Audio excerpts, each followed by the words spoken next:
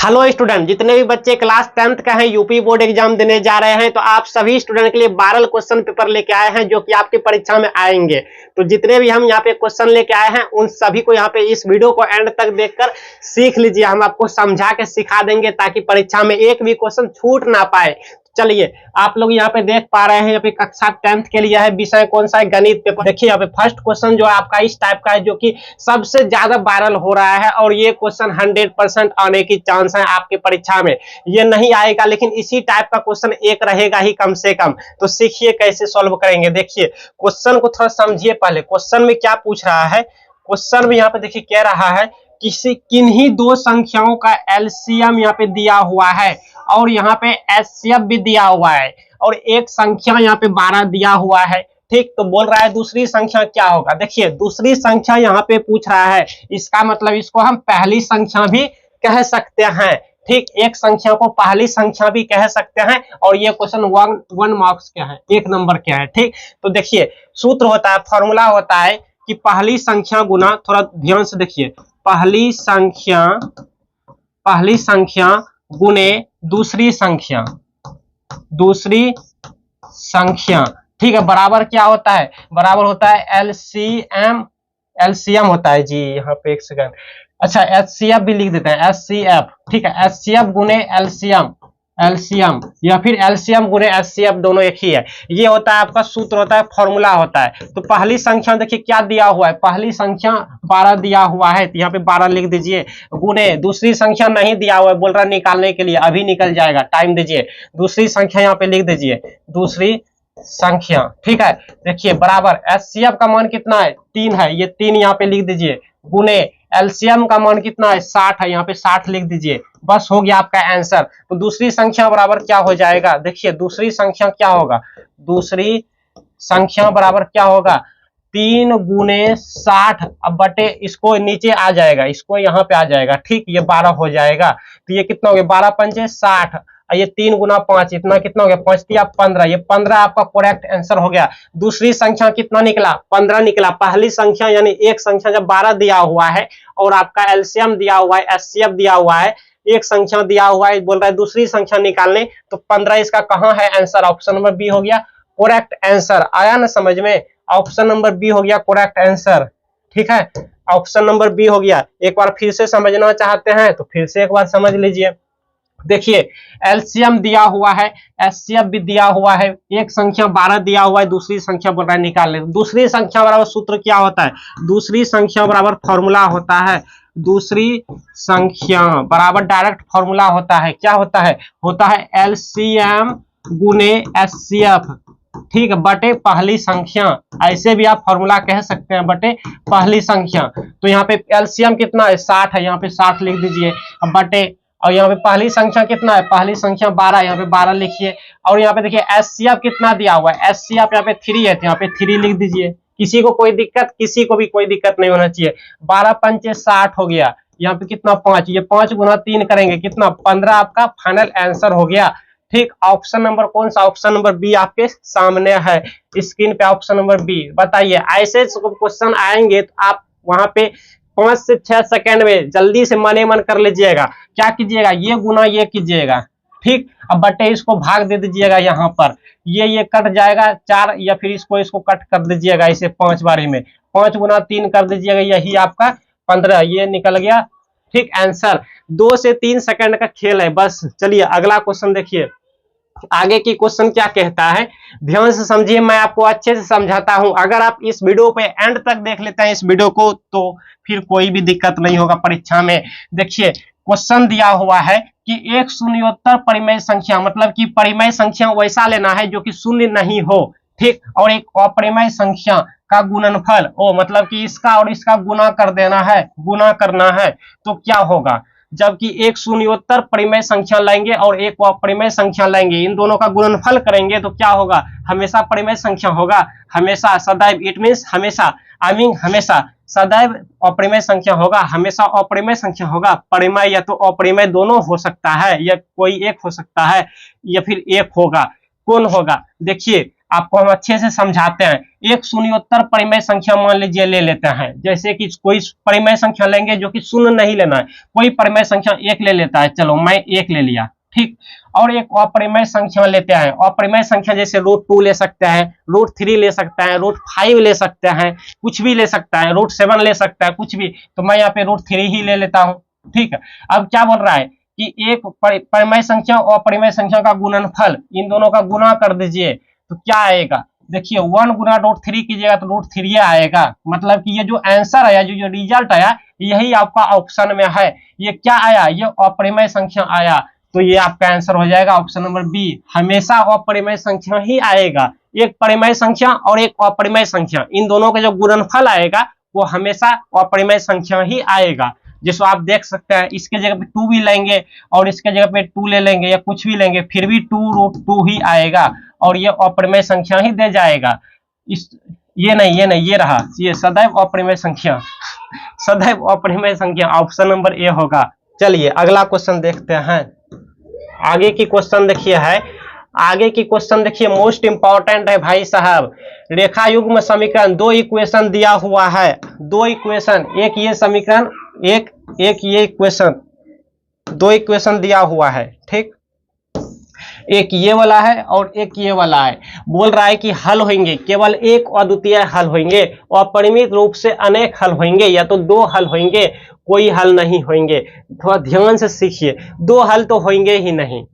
पहले क्यों नहीं होंगे, कुछ शर्त है, वो शर्त मैं आपको बताऊंगा क्यों नहीं होंगे, लेकिन पहले इस क्वेश्चन को देखिए, आपको थोड़ा समझने होंगे और सॉल्व भी करने होंगे, तभी निकलेंगे इसका मान। जैसे देखिए यहां से इसका a1 का मान क्या होगा, b1 और c1, तो a1 का जो मान हो जाएगा वो क्या होगा, a1 का मान क्या होगा, कुछ नहीं तो 1 है इसके आगे, ठीक। और b1 का मान क्या होगा, b1 का मान होगा, दो इक्वेशन है इसलिए a1 b1 ले रहे हैं, ठीक है। b1 का मान होगा 2 और यहाँ पे c1 का मान क्या होगा, -5, ठीक। और इसका देखिए a2 का वैल्यू क्या होगा, मान ये 4 हो जाएगा लाइक, और ये क्या होगा, b2 का वैल्यू कितना होगा, 8 होगा लाइक, और यहाँ पे c2 का मान कितना होगा, -20 होगा, ठीक है। अब थोड़ा ध्यान से सीखिए, समझिए। फॉर्मूला होता है ये वाला, a1/a2 जांच करने के लिए, और b1/b2, ठीक है, बराबर c1/c2 होता है ना। इसको हम क्या लिख सकते हैं, देखिए a1/a2 मतलब 1/4, यहाँ पे लिखेंगे 1/4, और यहाँ पे फिर क्या 2/8 मतलब बराबर 2/8, और यहाँ पे c1/c2 यानी -5/-20, -5/-20। देखिए कैंसिल होके कितना आएगा, ये आएगा 1/4 आएगा, बराबर आएगा, ये 1/4 होगा कट के, ये भी 1/4, ये हो गया माइनस माइनस कट गया, तो ये भी 5 और 20, तो 1/4 ही आया, ये 1 है, ये 1 और ये 4 है।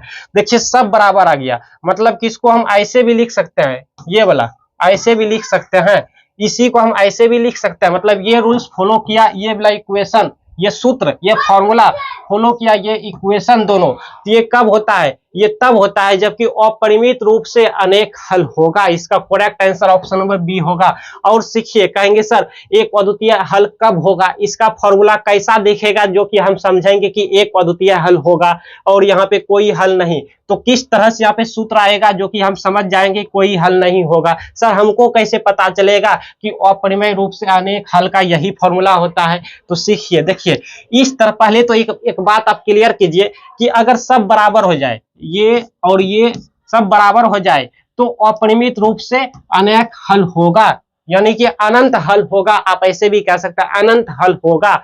अब देखिए कुछ हम एक और यहाँ पे थोड़ा इसको मिटाते हैं, ठीक है, इसको मिटा के लिखते हैं।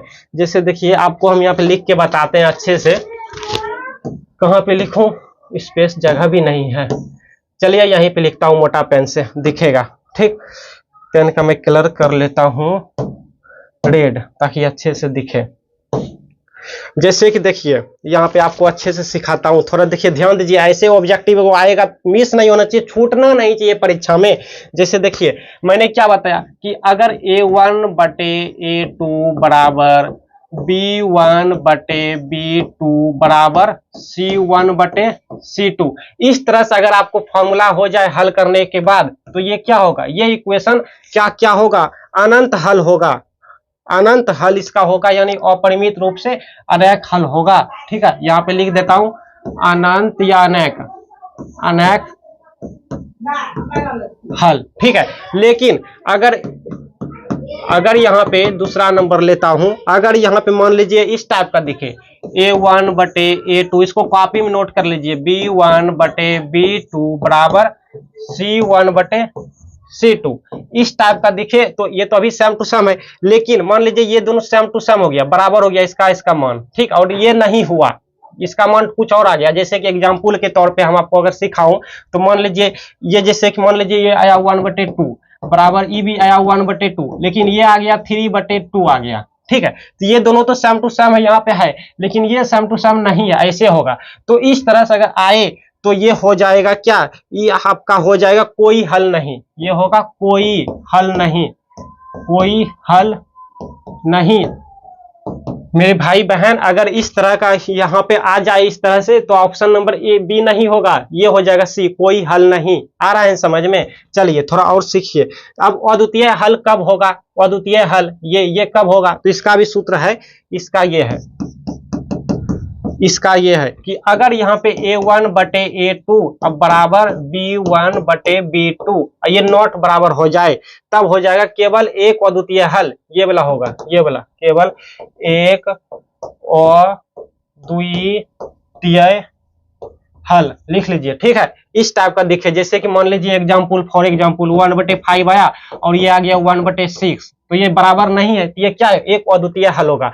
समझ गए ना? इस टाइप का एक क्वेश्चन रहेगा, तब छूटना नहीं चाहिए परीक्षा में। अच्छा, अब थोड़ा देखिए, अनंत हल, सॉरी हाँ, दो हल, ये इसका बात करते हैं। दो हल कब संभव नहीं होंगे, दो हल कब संभव नहीं होंगे और क्यों नहीं होंगे? क्योंकि रैखिक समीकरण का दो अलग अलग हल नहीं होता, रैखिक समीकरण का दो अलग अलग हल नहीं होता। रैखिक समीकरण का हल या तो एक अद्वितीय होगा, या तो अनंत होगा, और या तो कोई हल नहीं होगा। मतलब रैखिक समीकरण का हल या तो एक अद्वितीय हल होता है, या तो अनेक होगा, या तो कोई नहीं होगा, दो हल नहीं संभव है। तो ये तो ऑप्शन पहले ही गलत हो गया था। चलिए आगे की क्वेश्चन देखते हैं। जिस बच्चे को अच्छे से समझ आ रहा है कमेंट में लिखेंगे और कॉपी पेन लेके बैठेंगे। जो बच्चे सब्सक्राइब नहीं किया है, तो मेरे भाई बहन जी, आप सभी को मैं अपना भाई बहन ही मानता हूं, सब्सक्राइब करके रखिएगा। ठीक, आगे की क्लास के लिए देखिए आपको बहुत चीज सिखाऊंगा। देखिए क्वेश्चन, आपका क्वेश्चन है कि वह सबसे बड़ी संख्या यानी निकालने को बोलता होगा, जिससे कि 70 और 125 को विभाजित करने पर शेषफल कितना आता है, 5 और 8 प्राप्त होता है। इसका जो है, इसका शेषफल 5 आता है और इसका शेषफल कितना आता है, 8 आता है, और वह बड़ी संख्या निकालने को बोल रहा है। तो क्या करते हैं कि इस पहले वाला संख्या में इसका जो शेषफल है माइनस कर देते हैं, 70 -5 कर देते हैं। फिर यहाँ पे 125 -8 कर देते हैं। फिर ये वाला 8 कर दिया, इसका ये शेषफल, मतलब कि दोनों का शेषफल जो दिया है, शेषफल को माइनस कर दिया। इसका शेषफल ये है तो इसमें माइनस कर दिया, इसका शेषफल ये है तो इसको में माइनस कर दिया। तो ये तो 65 हो गया। ठीक है, और ये कितना हो गया, 125 में 8 माइनस कीजिएगा तो ये हो गया 117। अब देखिए इसका कि फैक्टर कर देता है, फैक्टर एचसीएफ निकाल देंगे, वही सबसे बड़ी संख्या दे जाएगा। फैक्टर करेंगे कितना होगा, 13 × 5 = 65। ठीक है, 13 × 5 = 65, या फिर 5 × 13 बोलिए, या 13 × 5 बोलिए, तो 5 × 13। इसका फैक्टर करेंगे, 117 का फैक्टर करेंगे तो 3 × 3 9, और 9 × 13 करेंगे। देखिए इस तरह से, देखिए यहाँ पे कॉमन क्या है, ये कॉमन है, यही आपका आंसर हो गया, एचसीएफ हो गया। ये क्या हो गया, एचसीएफ हो गया, एचसीएफ हो गया, और यही आपका आंसर दे जाएगा मेरे भाई 13 आंसर कहाँ है, ऑप्शन नंबर ए। किसी को कोई दिक्कत तो बताइए, ऑप्शन नंबर ए हो गया। इस टाइप का अगर क्वेश्चन दिखे तो एचसीएफ निकालना है, लेकिन इसका शेषफल में माइनस कर देंगे, इसका शेषफल माइनस कर देंगे। ठीक, और उसका फैक्टर करके एचसीएफ निकाल लेंगे, वही आपका आंसर दे जाएगा मेरे भाई। चलिए अगला क्वेश्चन देखिए। अगला क्वेश्चन है कि 3 के प्रथम 5 गुणजों का योग। बात को समझिए, देखिए बात को समझिए। क्वेश्चन कह रहा है कि 3 के प्रथम 5 गुणजों का योग, यानी 3 के पहले प्रथम 5 आपको लिखना होगा। 3 के प्रथम 5 क्या क्या लिख सकते हैं, 3 लिख सकते हैं, फिर 3 ऐड करते जाइए डिफरेंट। 3 के बाद 9 6 लिख सकते हैं, 6 लिख सकते हैं, फिर क्या 9 लिख सकते हैं, फिर क्या 12 लिख सकते हैं, फिर 15 लिख सकते हैं। देखिए पांचे को बोल रहा है, प्रथम 5 तीर के प्रथम मतलब यहां से लेकर 3 को प्रथम मानकर और 5 को लिखना है गुणज 1 2 3 4 5। ठीक, लिख दिया मैंने। अब क्या करना है, अब देखिए गुणजों का योग बोल रहा है निकालने के लिए, इसका योग अर्थमेटिक प्रोग्रेशन समांतर श्रेणी वाला फॉर्मूला लगा के निकालेंगे। तो यहाँ पे a बराबर कितना दिया हुआ है, a बराबर 3 दिया हुआ है, और ये जो हमारा लास्ट देखिए सब टर्म दिया हुआ है, n का मान दिया हुआ है, n का मान ये हो गया, सॉरी 5 हो गया, 1 2 3 4 5, गिनती को ही तो n का मान कहते हैं, संख्या 1 2 3 4 5। जो सीरीज जो है ये सीरीज कितना तक गया है, 5 संख्या तक, 5 टर्म्स तक गया है, तो n का मान कितना हो गया, 5 हो गया। ठीक, और एस एल का मान कितना हो गया, एल मतलब कि क्या, लास्ट टर्म्स, लास्ट पद, जो लास्ट पद है उसी को एल कहते हैं। ये एल का मान भी दिया हुआ है 15, ये लास्ट वाला। जब सब दिया हुआ है तो एसन बराबर सूत्र, यही तो हमारा एसन होता है कि 5 गुणजों का योग, गुणजों का योगफल या योग एक ही है, योगफल या योग एक ही होता है। तो कितना हो गया, ये फॉर्मूला हो जाता है, ये हो जाता है आपका n/2, और ये हो गया a प्लस एल, नहीं होता है जी हो गया बस। देखिए n का मान कितना है 5/2, और यहाँ पे a का मान 3 है और इसका मान 15 है l का मान। ठीक है, ये कब, ये फॉर्मूला कब लगाएंगे, जबकि आपके पास l का मान दिया हो, ठीक है, एल का मान दिया हो और एन का मान दिया हो तब, नहीं तो एन निकालना होता फिर तब, लेकिन सब दिया हुआ डायरेक्ट ये फॉर्मूला लगा के कितना हो जाएगा, ये देखिए ये तो 5/2 हो गया, ठीक है, और ये कितना हो गया 18 हो गया, ये गुने 18 हो गया, और ये 9 से कट गया तो कितना हो गया 9, और 9 बचे 45, टोटल आंसर कितना हो गया 45 आपका आंसर हो गया। ढूंढिए कहाँ है 45, ऑप्शन नंबर ए हो गया, करेक्ट हो गया ऑप्शन नंबर ए। तो इस टाइप का क्वेश्चन आएगा तो मेरे भाई इस तरह से कीजिएगा, सीख जाने के बाद जल्दी ही आप कर लीजिएगा। देखिए आगे की क्वेश्चन कहता है कि दीर्घात समीकरण इतना के बारे में निम्न कथनों पर विचार करें। शर्त दिया हुआ है कि दिए गए समीकरण के विविक्त कर, यानी डी, ठीक है, डी शून्य से कम है, मतलब डी का जो मान निकलेगा वो शून्य से कम आएगा। अच्छा, वो तो निकालने के बाद पता चलेगा जी।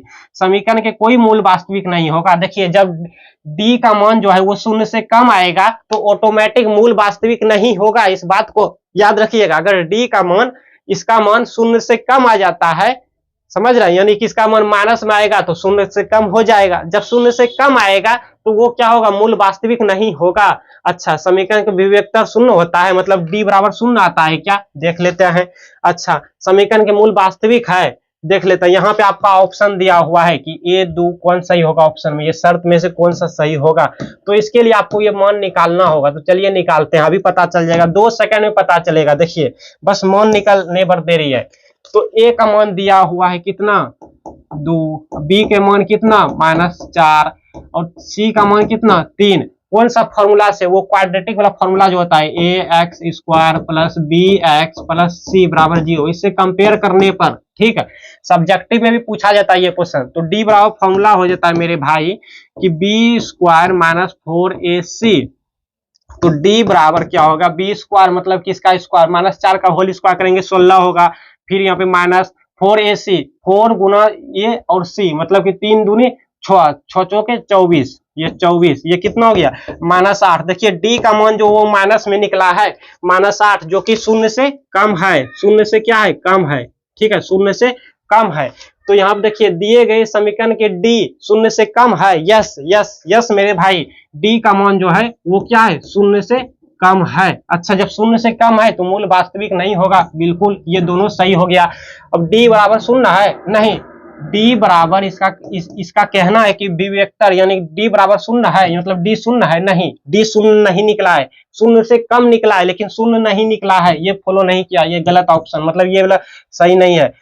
मूल वास्तविक बिल्कुल नहीं, वास्तविक नहीं होगा। जब डी का मान शून्य से कम निकला तो वास्तविक नहीं होगा, ना कि वास्तविक होगा। तो ऑप्शन नंबर हमारा ये वाला हो गया, ये 1 और 2 हो गया। 1 2 कहाँ है, ढूंढिए 1 2 कहाँ है, ऑप्शन नंबर ये रहा, 1 2, 1 और 2 सही है, यस, ये भी गलत है ऑप्शन, ये भी गलत है और ये भी गलत है। आपका ये वाला सही हो गया, ऑप्शन नंबर कौन सा, ऑप्शन नंबर ए आपका करेक्ट हो गया, ये वाला सही हो गया कि डी का मान जो है वो शून्य से कम है, शून्य से कम है, यानी कि इसका -8 है, शून्य से कम है। और जब शून्य से कम है तो मूल वास्तविक नहीं है, मूल वास्तविक नहीं है, जो कि ये वाला आपका करेक्ट आंसर हो गया। चलिए आगे बढ़ते हैं।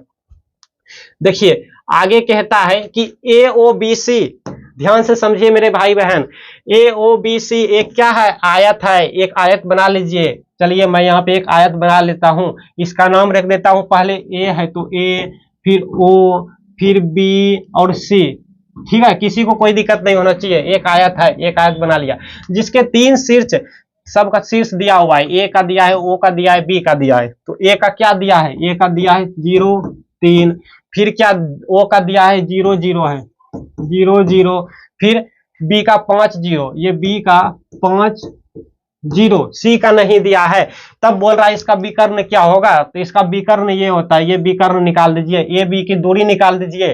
ठीक है, मतलब वो पहले निकालते थे ना कि दो पॉइंट दिया रहता था, इसका ए नाम था, इसका बी नाम था, इसका बिंदु दिया और तत् नियामक, कहता था ए बी की दूरियां निकालें, ए बी की दूरी वाला सूत्र लगा के, तो ए बी की दूरी निकाल दीजिए ना भाई, यही हो गया विकर्ण हमारा।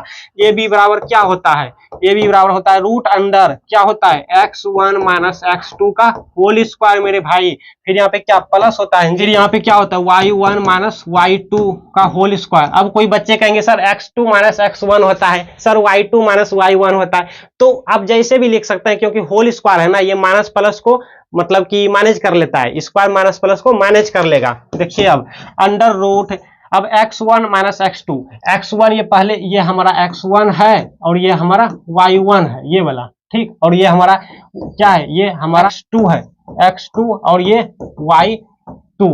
तो देखिए x1 माइनस x2, x1 ये 0 और माइनस x2, x2 कितना 5, इतना का होल स्क्वायर, फिर प्लस, अब यहाँ पे y1, y1 का मान क्या है, ये वाला 3, ठीक, फिर माइनस y2 का मान क्या है 0 है, 0 इतना का होल स्क्वायर, बस हो गया, हो गया। अंडर रूट माइनस, ये तो -5 होगा, -5 का होल स्क्वायर मतलब 25, और ये प्लस 3 का होल स्क्वायर कितना 9, तो ये कितना हो गया 16, सॉरी कितना 34 हो गया, अंडर रूट 34 हो गया, रूट 34 आपका करेक्ट आंसर हो गया मेरे भाई। रूट 34 कहाँ है, ये रहा ऑप्शन नंबर सी में रूट 34 है, ऑप्शन नंबर सी को देखिए, ऑप्शन नंबर सी में रूट 34 है, ये वाला ऑप्शन नंबर सी करेक्ट हो गया, आपका करेक्ट आंसर हो गया ऑप्शन नंबर सी रूट 34। चलिए आगे की ओर बढ़ते हैं, अगला क्वेश्चन देखते हैं, इस टाइप का है, तो आई थिंक आप बोर हो गए होंगे, वीडियो भी लंबा हो गया होगा, चलो नेक्स्ट क्लास ले लेंगे, ठीक है, इसका नेक्स्ट यहां से हम नेक्स्ट क्लास ले लेंगे मेरे भाई। अब तक आप लोग लाइक नहीं किए तो लाइक कीजिए, अपने फ्रेंड को भी शेयर कीजिए, ठीक, और सब्सक्राइब नहीं किया है, जो जो बच्चे नए नए आए हैं तो आपसे विनती है सब्सक्राइब करके आप सभी रखिए, मैं आपका बहुत काम आऊंगा। और जो जो बच्चे इंस्टाग्राम चलाते हैं तो मैं भी इंस्टाग्राम पे हूँ, आईडी यहाँ पे होते होंगे, आप लोग इंस्टाग्राम पे मुझे फॉलो करके मुझसे कोई क्वेश्चन कर सकता है, सवाल जवाब कर सकता है, मैं फ्री होकर आपके लिए टाइम निकाल आपका रिप्लाई देता हूं, आपके कमेंट का जवाब देता हूं। तो मिलते हैं अगली क्लास में।